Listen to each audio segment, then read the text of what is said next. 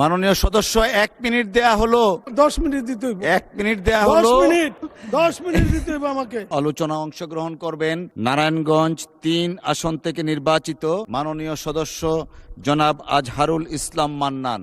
আপনার সময় 4 মিনিট। মাননীয় স্পিকার, আমরা কি ঢাকার নারায়ণগঞ্জের লোক দেখে আমাকে কি সময় কমাই দেন?